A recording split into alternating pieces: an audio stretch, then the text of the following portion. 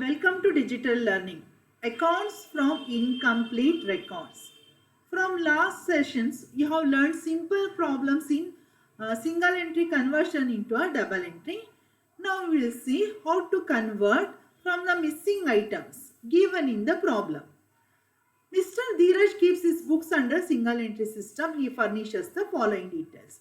He is keeping the books under single entry system. Some of the informations are missing in his books of accounts. That we have to find it out and then we have to work out the final accounts. In the question they have asked, prepare final accounts. To prepare the final account, some missing items has to be found out. What is the missing item? It is given in the question. Cash in ಹ್ಯಾಂಡ್ಗೆ question mark ಕೊಟ್ಟಿದ್ದಾರೆ ಅಂದ್ರೆ ಅದು cash in hand. Opening balance ಗೊತ್ತಿದೆ ನಮಗೆ, closing balance ಗೊತ್ತಿಲ್ಲ. ಅದನ್ನ find out ಮಾಡಬೇಕು ಅಂದ್ರೆ ನಾವು ಕ್ಯಾಶ್ ಅಕೌಂಟ್ ನ ಪ್ರಿಪೇರ್ ಮಾಡಬೇಕು. ಹಾಗೆ ಇಲ್ಲಿ ಓಪನಿಂಗ್ ಬ್ಯಾಲೆನ್ಸಸ್ ಇನ್ಫಾರ್ಮೇಶನ್ ಕೊಟ್ಟಿದ್ದಾರೆ, ಕ್ಲೋಸಿಂಗ್ ಬ್ಯಾಲೆನ್ಸಸ್ ಕೊಟ್ಟಿದ್ದಾರೆ. ಓಪನಿಂಗ್ ಬ್ಯಾಲೆನ್ಸಸ್ ತಕೊಂಡು ಓಪನಿಂಗ್ ಕ್ಯಾಪಿಟಲ್ ನ ಫೈಂಡ್ ಔಟ್ ಮಾಡಬೇಕು. ಹಾಗೆ ಇಲ್ಲಿ ಕ್ಯಾಶ್ ಸೇಲ್ಸ್ ಮತ್ತೆ ಕ್ಯಾಶ್ ಪರ್ಚೇಸಸ್ ಕೊಟ್ಟಿದ್ದಾರೆ. ಪ್ರಾಬ್ಲಮ್ ಅಲ್ಲಿ ಫೈನಲ್ ಅಕೌಂಟ್ಸ್ ಅಂದಾಗ ನಾವು trading and profit and loss account ನ ವರ್ಕ್ಔಟ್ ಮಾಡಬೇಕು. Trading and profit and loss account work out ಮಾಡ್ಬೇಕಂದ್ರೆ ನನಗೆ ಕ್ಯಾಶ್ ಬೇಕು, ಪರ್ಚೇಸಸ್ ಕ್ರೆಡಿಟ್ ಪರ್ಚೇಸ್ ಬೇಕು. ಕ್ರೆಡಿಟ್ ಪರ್ಚೇಸಸ್ಗೆ ಕ್ರೆಡಿಟಾರ್ಸ್ ಅಕೌಂಟ್ ಅನ್ನ ಪ್ರಿಪೇರ್ ಮಾಡ್ತೀವಿ, ಕ್ರೆಡಿಟ್ ಸೇಲ್ಸ್ಗೆ ಡೆಟಾರ್ಸ್ ಅಕೌಂಟ್ ಅನ್ನ ಪ್ರಿಪೇರ್ ಮಾಡ್ತೀವಿ. ಸೊ ನಾವು ಪ್ರಿಪೇರ್ ಮಾಡಬೇಕಾಗಿರೋ ಅಕೌಂಟ್ ಯಾವ್ಯಾವುದು? ಓಪನಿಂಗ್ ಸ್ಟೇಟ್ಮೆಂಟ್ ಆಫ್ ಅಫೇರ್ಸ್, ಯಾಕಂದ್ರೆ ಅವ್ರು ಓಪನಿಂಗ್ ಬ್ಯಾಲೆನ್ಸಸ್ ಕೊಟ್ಟಿದ್ದಾರೆ. ಕ್ಯಾಶ್ ಮಿಸ್ಸಿಂಗ್ ಇದೆ, ಆದ್ರಿಂದ ಕ್ಯಾಶ್ ಅಕೌಂಟ್ ನ ಫೈಂಡ್ ಔಟ್ ಮಾಡ್ತೀವಿ. ಮತ್ತೆ credit purchase, credit sales find out ಮಾಡೋಕ್ಕೋಸ್ಕರ ಡೆಟಾರ್ಸ್ ಅಕೌಂಟ್, ಕ್ರೆಡಿಟಾರ್ಸ್ ಅಕೌಂಟ್. ಮತ್ತೆ ನೆಕ್ಸ್ಟ್ ಫೈನಲ್ ಅಕೌಂಟ್ಸ್ಗೆ trading and profit and loss account and balance sheet will be prepared.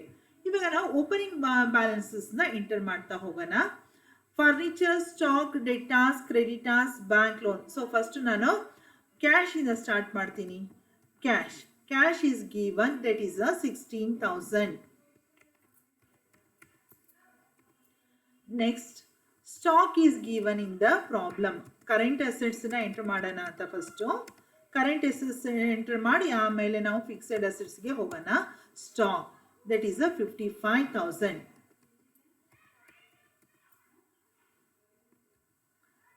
Next is debtors. ನಮಗೆ opening balances ಅಲ್ಲಿ ಯಾವುದೂ adjustment ಇರೋದಿಲ್ಲ.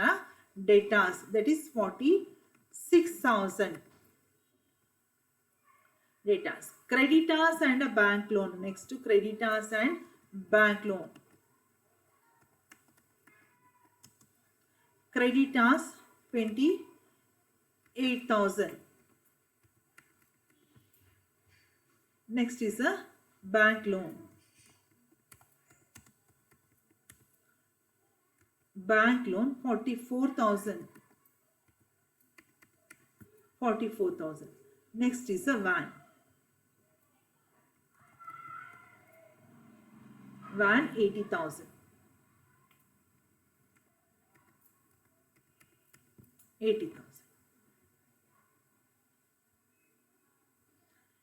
ಇದನ್ನ ಎಂಟ್ರಿ ಮಾಡಿದಾಗ cash opening balance ನ ಕ್ಯಾಶ್ ಅಕೌಂಟ್ ಅಲ್ಲಿ ಎಂಟ್ರಿ ಮಾಡೋಣ. ಕ್ಯಾಶ್ ಅಕೌಂಟ್ ಅಲ್ಲಿ ಓಪನಿಂಗ್ ಬ್ಯಾಲೆನ್ಸ್ ನ ಎಂಟ್ರಿ ಮಾಡೋಣ. ನಮಗೆ ಗೊತ್ತಿರಬೇಕು why's we have to enter. Stock, opening stock ಸಹ ಎಂಟರ್ ಮಾಡೋಣ. Opening stock is how much is the opening stock? 55,000. Opening stock is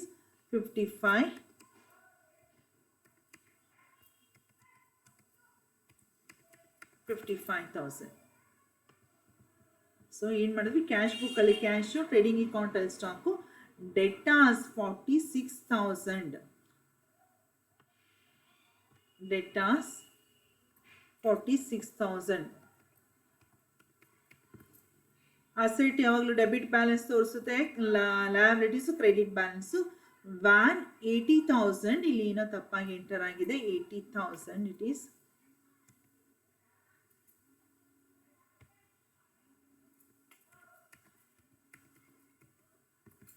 $80,000.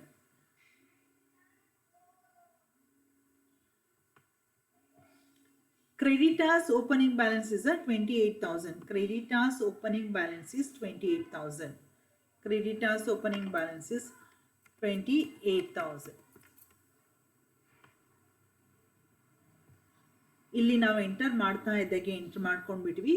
ಯಾವುದು cash, stock, debtors, creditors, opening balance enter ಮಾಡಿದ್ವಿ.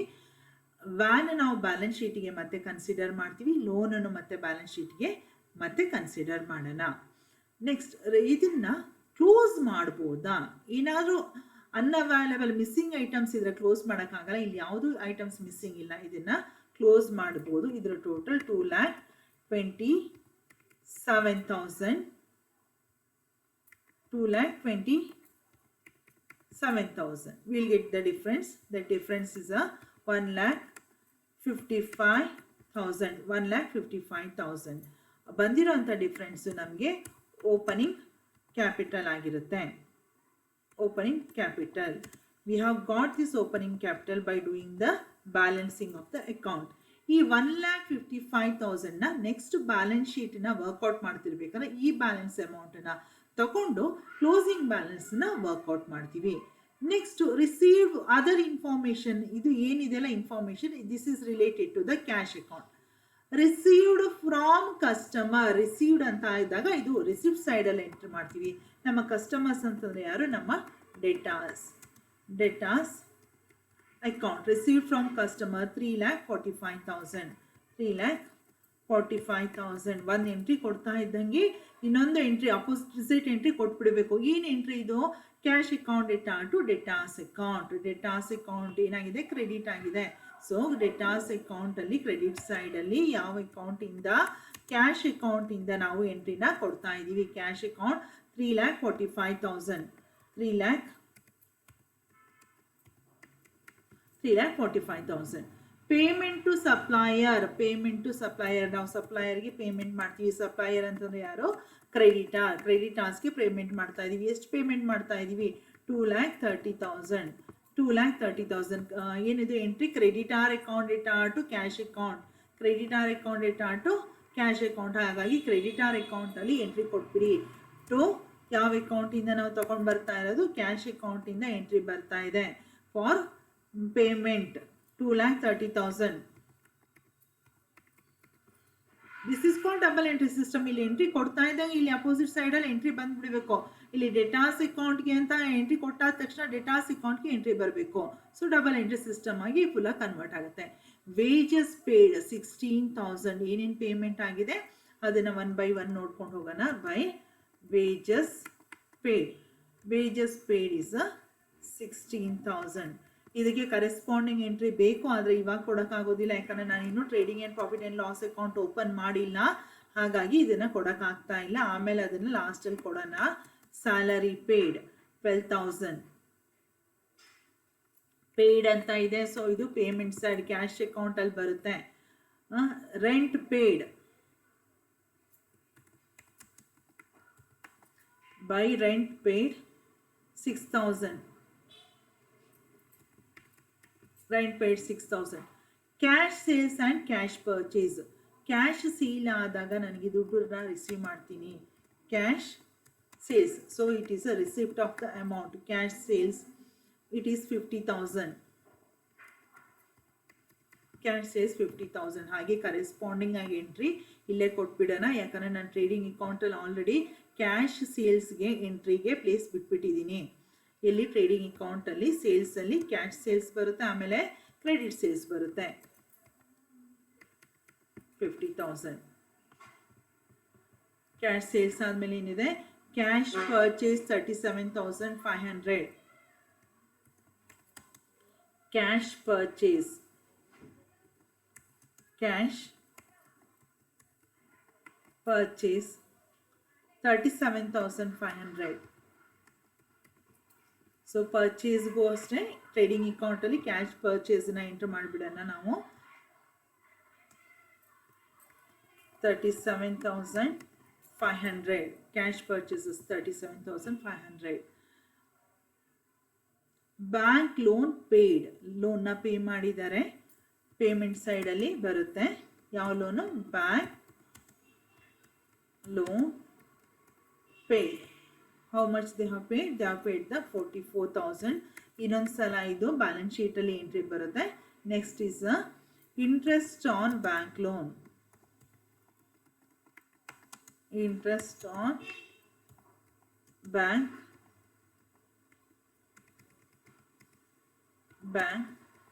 loan, interest on bank loan 4,200, interest on bank loan 4,200. Next is the trade expenses. ಇದೆಲ್ಲ ನಮಗೆ ಮತ್ತೆ profit and loss account, trading and profit and loss ಅಕೌಂಟಲ್ಲಿ ಇದನ್ನು entry ಮಾಡ್ತೀವಿ. ಆವಾಗ double entry ಆಗಿ convert ಆಗುತ್ತೆ. ಅದು ಒಂದೇ ಸರ್ತಿ ಎಂಟ್ರ್ ಮಾಡ್ತಾ ಇದ್ದೀವಿ ನಾವು ಇಲ್ಲಿ ಕ್ಯಾಶ್ ಅಕೌಂಟಲ್ಲಿ ಎಂಟ್ರ್ ಮಾಡ್ತಾ ಇದ್ದೀವಿ.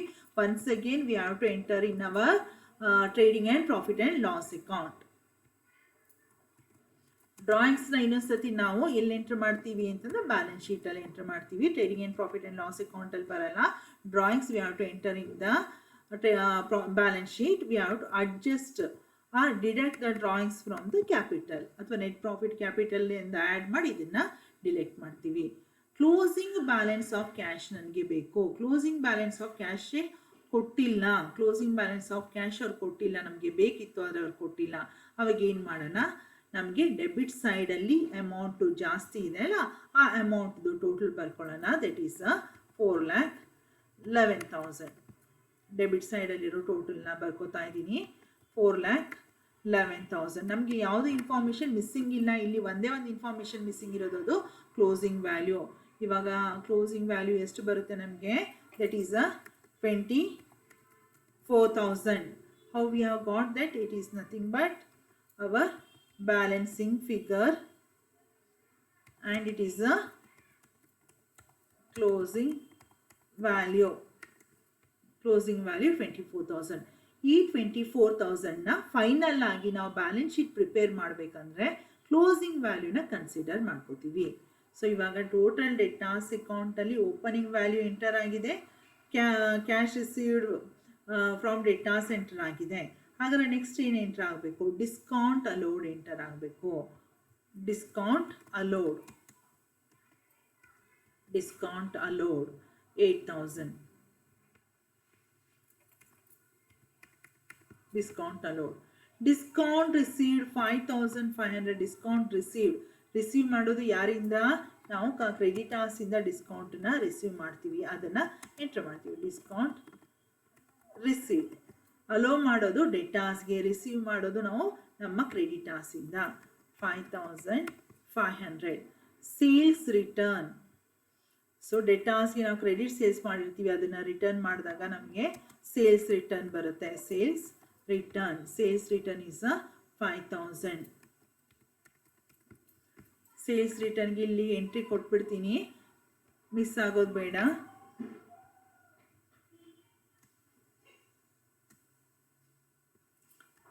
Sales return 5,000. Next is purchase return 4,500. Purchase return ಬರೋದು ನಮಗೆ ಕ್ರೆಡಿಟಾರ್ಸ್ ಇದ್ದಾಗ. Purchase return 4,500. ಹಾಗೆ ಟ್ರೇಡಿಂಗ್ ಅಕೌಂಟಲ್ಲಿ ಪರ್ಚೇಸ್ ರಿಟರ್ನ್ ಎಂಟರ್ ಮಾಡೋಣ. Trading account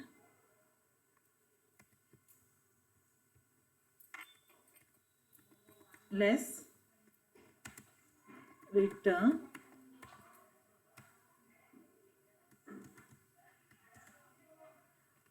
4,500 purchase return.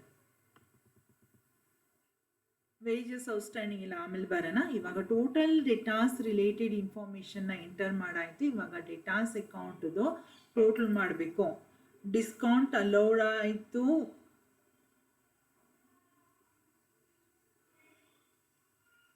Closing value of debtors ಹಾಕೊಂಡಿಲ್ಲ. ಕ್ಲೋಸಿಂಗ್ ವ್ಯಾಲ್ಯೂ ಆಫ್ ಡೆಟಾಸ್ ಹಾಕೊಂಡಾಗ ನಾನು ಟೋಟಲ್ ಮಾಡೋಕ್ಕೆ ಸಾಧ್ಯ. ಡೆಟಾಸ್ದು ಕ್ಲೋಸಿಂಗ್ ವ್ಯಾಲ್ಯೂ ಎಷ್ಟಿದೆ? 52,000 ಇದೆ.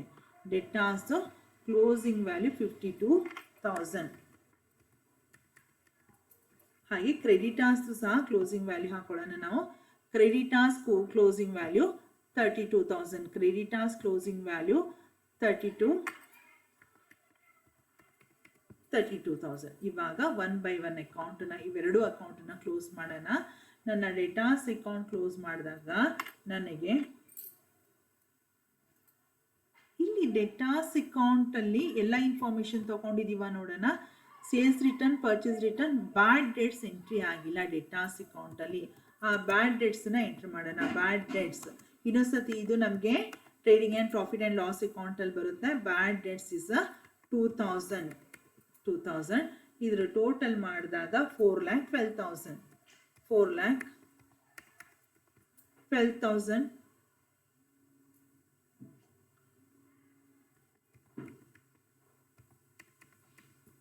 4,12,000 ನನ್ನ ಡಿಫ್ರೆನ್ಸ್ ಅದು 3,66,000 ಬರುತ್ತೆ. 3,66,000 ಕ್ರೆಡಿಟಾರ್ಸ್ಗೆ ನಾವು ಏನು ಕೊಡ್ತೀವಿ, ಡೆಟಾರ್ಸ್ಗೆ ನಾವು ಏನು ಮಾಡಿರ್ತೀವಿ, ಕ್ರೆಡಿಟ್ ಸೇಲ್ಸ್ ಮಾಡಿರ್ತೀವಿ. ಅದು ನಮಗೆ ಏನಾಗಿರುತ್ತೆ, ಮಿಸ್ಸಿಂಗ್ ಐಟಮ್ ಆಗಿರುತ್ತೆ. Credit sales is missing item 3,66,000. ಈ 3,66,000ನ ನಾವು ಇಲ್ಲಿ ಕ್ರೆಡಿಟ್ ಸೇಲ್ಸಲ್ಲಿ ಎಂಟ್ರ್ ಮಾಡಬೇಕು. ಇದನ್ನು ಏನು ಮಾಡಬೇಕು, ಕ್ರೆಡಿಟ್ ಸೇಲ್ಸಲ್ಲಿ ಎಂಟ್ರ್ ಮಾಡಬೇಕು. 3,66,000ನ ಕ್ರೆಡಿಟ್ ಸೇಲ್ಸಲ್ಲಿ ಎಂಟ್ರ್ ಮಾಡಬೇಕು. ಫಸ್ಟು ಕ್ಯಾಶ್ ಸೇಲ್ಸು ಮತ್ತು ಕ್ರೆಡಿಟ್ ಸೇಲ್ಸನ್ನು ಎರಡನ್ನೂ ಆ್ಯಡ್ ಮಾಡ್ಕೊಳ್ಳೋಣ. ಕ್ಯಾಶ್ ಸೇಲ್ಸ್ ಮತ್ತು ಕ್ರೆಡಿಟ್ ಸೇಲ್ಸ್ 50,000 ಆ್ಯಂಡ್ 3,66,000 ಆ್ಯಡ್ ಮಾಡಿಸಿದಾಗ ನನಗೆ 4,16,000 ಮೈನಸ್ 5,000 ರಿಟರ್ನ್ಸ್ನ ಮೈನಸ್ ಮಾಡಿದಾಗ 4,11,000. ಇವಾಗ ಕ್ರೆಡಿಟಾರ್ಸ್ ಅಕೌಂಟ್ ಬರೋಣ. ಕ್ರೆಡಿಟಾರ್ಸ್ ಅಕೌಂಟ್ ಟೋಟಲ್ ನೋಡೋಣ. 2,72,000 2,72,000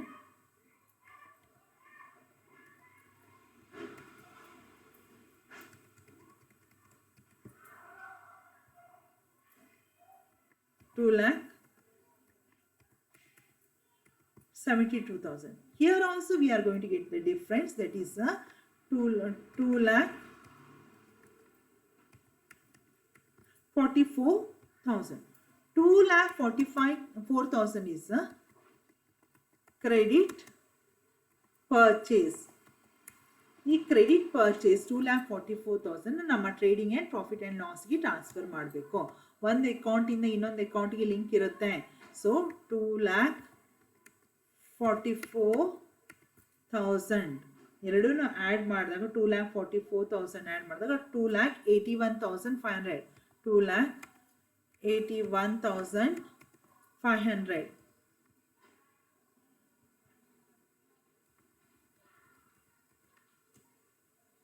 2,81,500 minus 4,500, you are going to get 2,77,000.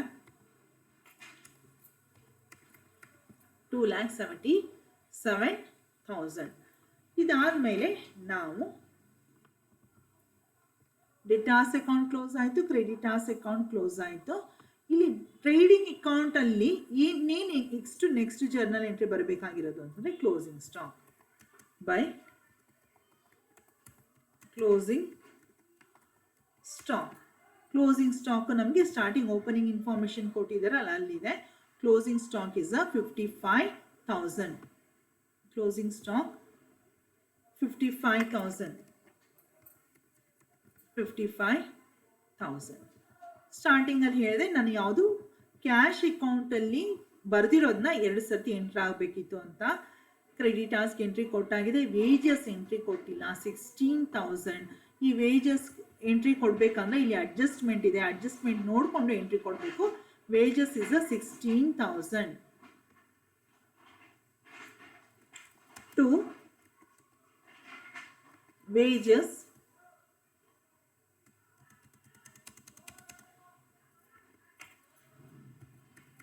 16,000 and outstanding ವೇಜಸ್ನ ಆ್ಯಡ್ ಮಾಡೋಣ. ಔಟ್ಸ್ಟ್ಯಾಂಡಿಂಗ್ ವೇಜಸ್ನ ಆ್ಯಡ್ ಮಾಡಿಬಿಟ್ಟು ಎಂಟ್ರಿ ಕೊಡೋಣ.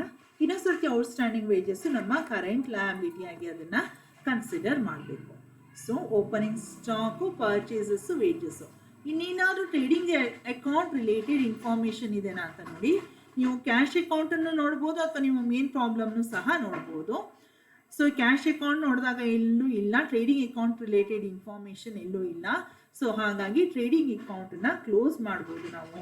ಎರಡನ್ನು ಕ್ಲೋಸ್ ಮಾಡಿದಾಗ 4,72,000 will get 4,72,000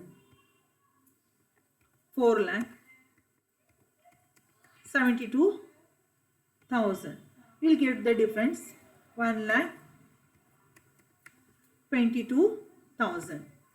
That is a gross profit carried down by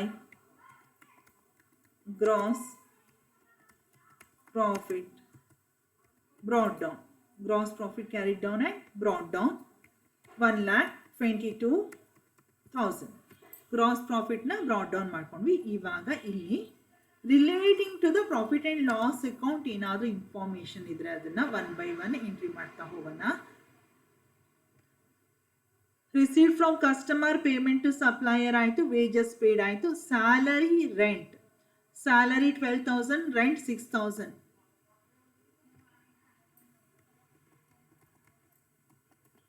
Salary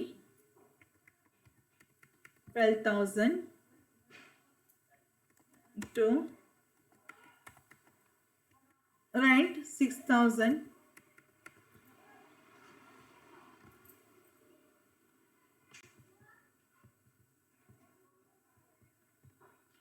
What we have entered? We have entered salary and rent. Cash sales, cash purchases ಎರಡು ಕಡೆನೂ ಎರಡು ಸರ್ತಿ ಎಂಟರ್ ಆಗಿದೆ. ಬ್ಯಾಂಕ್ ಲೋನು ಬ್ಯಾಲೆನ್ಸ್ ಶೀಟಿಗೆ ಬರುತ್ತೆ.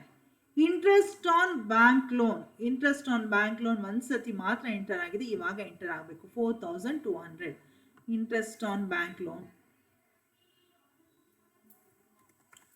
To interest on bank loan 4,200. Interest on bank loan 4,200 enter ಮಾಡಿದ್ವಿ. Next is trade expenses 7,300. Trade expenses 7,300.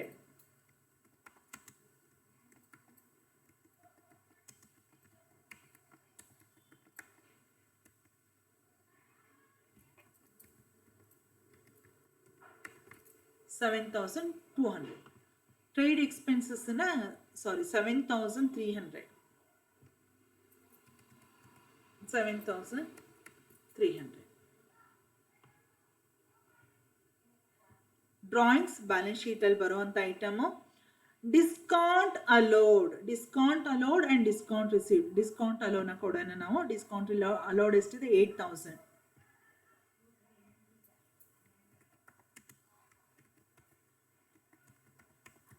Discount allowed ಒಂದ್ಸತಿ ಎಲ್ಲಿ ತಗೊಂಡಿದ್ವಿ? Discount ಅಲೋಡ್ನ ನಾವು ಡೇಟಾಸ್ ಅಕೌಂಟ್ ಅಲ್ಲಿ ತಗೊಂಡಿದ್ವಿ. Discount allowed is 8,000. Debtors account ಅಲ್ಲಿ ಒಂದ್ಸತಿ ಆಯ್ತು. ಇವಾಗ ಪ್ರಾಫಿಟ್ ಅಂಡ್ ಲಾಸ್ ಅಕೌಂಟ್ ಅಲ್ಲಿ ಒಂದ್ಸಲ.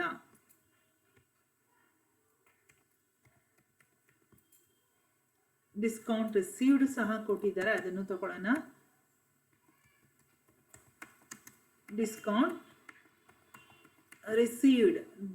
ರಿಸೀವ್ಡ್ ಎಷ್ಟಿದೆ ನೋಡೋಣ. Discount received 5,500. ಒಂದ್ಸತಿ ಡಿಸ್ಕೌಂಟ್ ರಿಸೀವ್ಡ್ ಅನ್ನು ಆಲ್ರೆಡಿ ಎಲ್ಲಿ ಎಂಟ್ರಿ ಕೊಟ್ಟಿದ್ದೀವಿ? ನಾವು ಕ್ರೆಡಿಟಾರ್ಸ್ ಅಕೌಂಟ್ ಅಲ್ಲಿ ಎಂಟ್ರಿ ಕೊಟ್ಟಿದ್ದೀವಿ. Discount allowed, discount received. Sales return ಆಗಿದೆ, ಪರ್ಚೇಸ್ ರಿಟರ್ನ್ ಆಗಿದೆ. ಬ್ಯಾಡ್ ಡೆಟ್ಸ್ ನ ಒಂದ್ಸತಿ ಡೇಟಾಸ್ ಅಕೌಂಟ್ ಅಲ್ಲಿ ತಗೊಂಡಿದ್ದೀವಿ, ಇನ್ನೊಂದು ಎಲ್ಲೂ ಎಂಟ್ರಿ ಆಗಿಲ್ಲ. ಇವಾಗ ಬ್ಯಾಡ್ ಡೆಟ್ಸ್ಗೆ ಎಂಟ್ರಿ ಕೊಡೋಣ. ಬ್ಯಾಡ್ ಡೆಟ್ಸ್ ಡೇಟಾಸ್ ಅಕೌಂಟ್ ಅಲ್ಲಿ ಎಂಟ್ರಿ ಆಗಿದೆ, ಅದು ಕ್ಯಾಶ್ ಅಕೌಂಟ್ ಅಲ್ಲಿ ಎಂಟ್ರಿ ಆಗಿಲ್ಲ, ಹಾಗಾಗಿ ಇಲ್ಲಿ ಎಂಟ್ರಿ ಕೊಡಬೇಕು. Bad debts 2,000.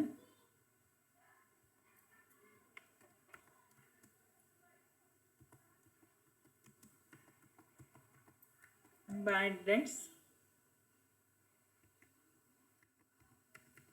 2,000. ಬ್ಯಾಡ್ ಡೆಟ್ಸ್ ಆಯಿತು. ವೇಜಸ್ ಎಂಟ್ರಿ ಆಗಿದೆ, ಡಿಪ್ರಿಸಿಯೇಷನ್ ಎಂಟ್ರಿ ಆಗಿಲ್ಲ. ಇವಾಗ depreciation on furniture, depreciation on van ಎರಡು ಮಾಡಬೇಕು.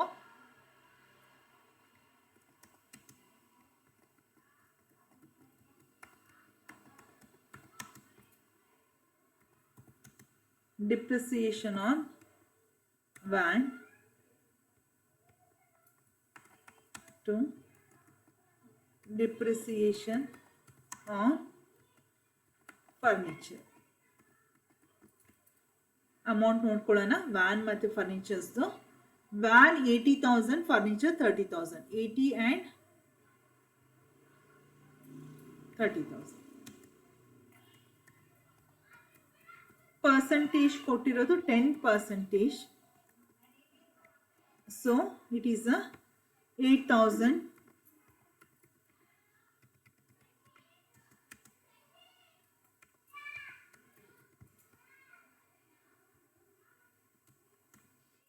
It is a 30,000. Furniture value is 30,000 into 10%.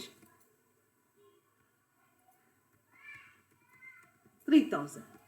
So 1,22,000 plus 5,500. It is a 1,27,500. 1,27,500. 1,27,500. We'll get the difference. 77,000.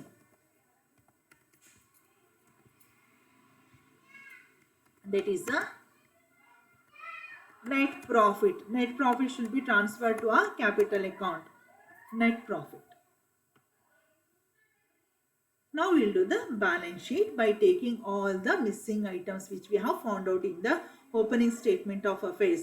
In opening statement of affairs, we have find out opening capital. In a cash account, closing value. Debtors account, credit sales and a credit purchases, that is already we have considered it. So first is the furniture and a stock. I will consider cash. What is the closing value of the cash? That is a 24,000. Cash na first ತಗೊಳ್ಳೋಣ, current assets na ತಗೊಂಡು ಆಮೇಲೆ fixed assets na ತಗೊಳ್ಳೋಣ. Cash 24,000. Next, closing stock. Closing stock ನೋಡೋಣ. Closing stock ಎಷ್ಟಿದೆ?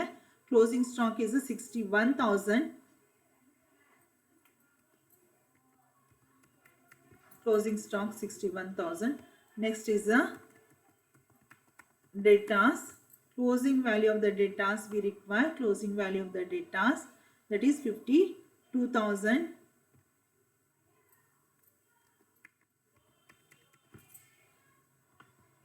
Debtors 52,000. So stock ಆಯಿತು, debtors ಆಯಿತು, ನನಗೆ cash ಆಯಿತು. ಇವಾಗ ಫರ್ನಿಚರ್ ಮತ್ತು van.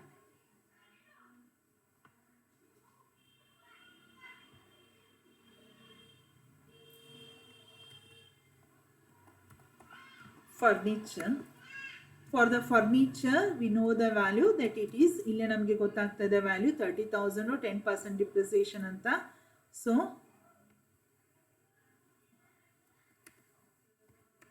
30,000 less depreciation, less depreciation.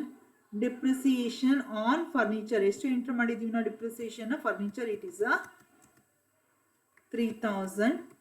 depreciation deduct ಮಾಡಿದಾಗ ನಮಗೆ 27,000 we will get. ಫರ್ನಿಚರ್ ಆದಮೇಲೆ van it is 80,000 less depreciation. Profit and loss account ಅಲ್ಲಿ already calculate ಮಾಡಿದ್ದೀವಿ. 10%, it is a 8,000. In the outer column it is 72,000. So furniture ತಗೊಂಡಾಯ್ತು, stock ಆಯಿತು, ಡೆಟಾಸ್ ಆಯಿತು, van ಆಯಿತು, cash ಆಯಿತು. ಇಲ್ಲಿ ಯಾವುದೋ ಒಂದೇ ಒಂದು ಐಟಮ್ ಬಿಟ್ಬಿಟ್ಟಿದ್ದೀವಿ. ಫರ್ನಿಚರ್ ವ್ಯಾನ್ ಆಗಿದೆ, ಫರ್ನಿಚರ್ ಬಿಟ್ಬಿಟ್ಟಿದ್ವಿ. ಯಾವುದದು? 30,000. ಅಂದರೆ ಟೋಟಲ್ ಕರೆಕ್ಟ್ ಇದೆ. ಟೋಟಲ್ ಮೊದಲೇ ಮಾಡ್ಕೊಂಡಿರೋದ್ರಿಂದ ಕರೆಕ್ಟ್ ಇದೆ. ಇಲ್ಲಿ ಎಂಟ್ರಿ ಮಾಡ್ತಿರ್ಬೇಕಾದ್ರೆ ಒಂದು ಬಿಟ್ಬಿಟ್ಟಿದೆ 30,000. ಅದಕ್ಕೆ ನನಗೆ ಅಲ್ಲಿ ಡಿಫ್ರೆನ್ಸ್ ಬರ್ತಾ ಇದ್ದಿದ್ದು. ಫರ್ನಿಚರ್ 30,000. ಇವಾಗ creditors and uh bank loan. ನನಗೆ creditors and uh bank loan entry ಮಾಡಬೇಕು. Creditors that is 32,000. Creditors 32,000.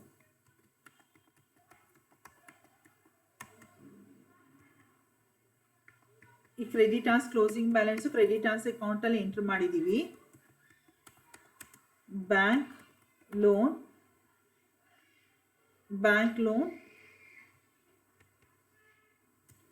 bank loan in the question they have given 44,000 and this bank loan is repaid. ನೋಡಿ bank loan cash account ನೋಡಿ, cash account ಅಲ್ಲಿ bank loan paid 44,000 question ಅಲ್ಲೂ ಇದೆ. ಅದು bank loan paid of 44,000 bank loan ನ pay ಮಾಡಿಬಿಟ್ಟಿದೀವಿ ನಾವು. Pay ಮಾಡಿರೋದ್ರಿಂದ ಇಲ್ಲಿ ಲೆಸ್ ಬ್ಯಾಂಕ್ ಲೋನ್ ಲೆಸ್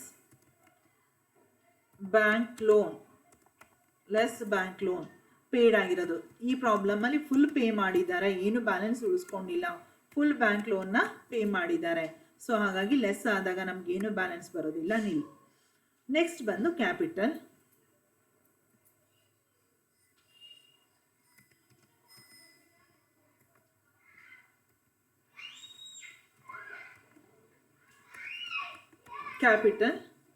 ಕ್ಯಾಪಿಟಲ್ನಲ್ಲಿ ನಾನು ಓಪನಿಂಗ್ ಕ್ಯಾಪಿಟಲಿಂದ ಕನ್ಸಿಡರ್ ಮಾಡಬೇಕು. ನಮ್ಮ ಓಪನಿಂಗ್ ಕ್ಯಾಪಿಟಲ್ ಎಷ್ಟಿದೆ?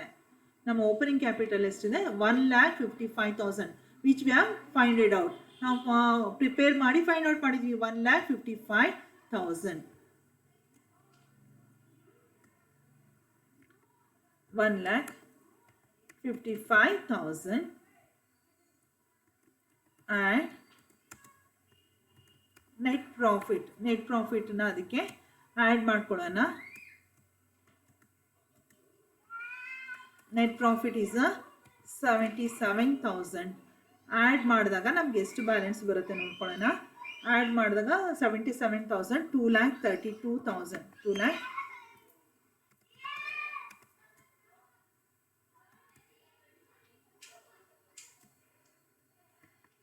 2,32,000. ಇದಕ್ಕೆ ಡ್ರಾಯಿಂಗ್ಸ್ನ ಲೆಸ್ ಮಾಡಬೇಕು. ಲೆಸ್ ಡ್ರಾಯಿಂಗ್ಸ್ ಎಷ್ಟು ಕೊಟ್ಟಿದ್ದಾರೆ ನೋಡಬೇಕು. ಪ್ರಾಬ್ಲಮಲ್ಲಿ ಕೊಟ್ಟಿದ್ದಾರೆ ಡ್ರಾಯಿಂಗ್ಸು, ಕ್ವಶನ್ ಓದಬೇಕಂದ್ರೆ ನೋಡಿದ್ದೆ. ಮತ್ತು ಅಲ್ಲಿ ಕ್ಯಾಶ್ ಅಕೌಂಟಲ್ಲಿ ಎಂಟ್ರ್ ಮಾಡಿದ್ವಿ. Drawings is here they have given drawings 30,000. Drawings interest on drawings less ಆಗಬೇಕು, ಇಂಟ್ರೆಸ್ಟ್ ಆನ್ ಕ್ಯಾಪಿಟಲ್ ಆ್ಯಡ್ ಆಗಬೇಕು. So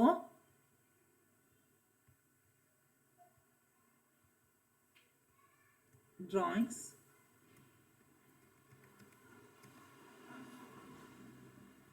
is a 30,000. So after deducting we'll get 2,02,000.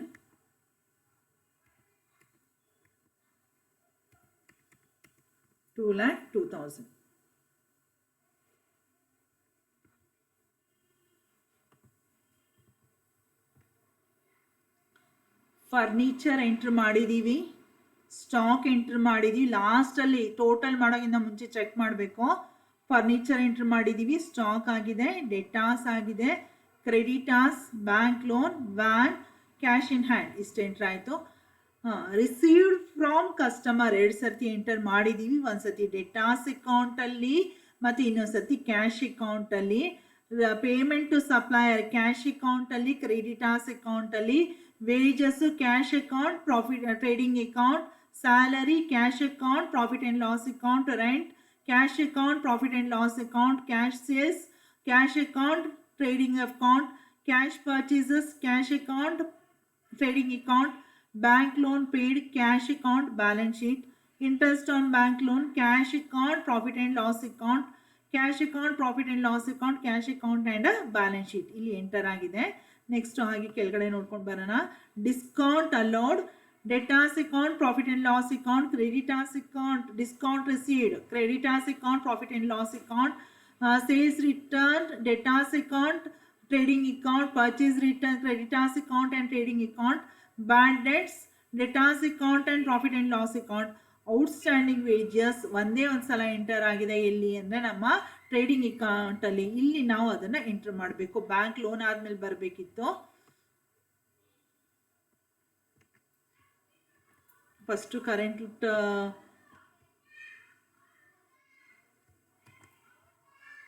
ಇಲ್ಲಿ ಬಂದರೆ ಕರೆಕ್ಟ್ ಆಗಿರುತ್ತೆ. Outstanding wages, that is 2000. So 32,000, 2 lakh, 2,000 and 2,000. 24,000, 72,000, 61,000 and 52,000. So it is a 2,36,000.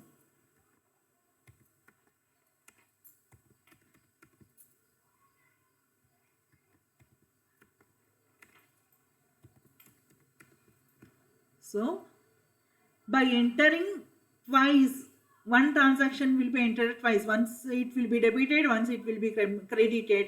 In this way, we will convert single entry system into a double entry system. ಅಥವಾ missing ಐಟಮ್ಸ್ನ find out ಮಾಡ್ತಾ ನಾವು single ಎಂಟ್ರಿಯಿಂದ double ಎಂಟ್ರಿಗೆ convert ಮಾಡ್ತೀವಿ ಅಕೌಂಟ್ಸ್ನ.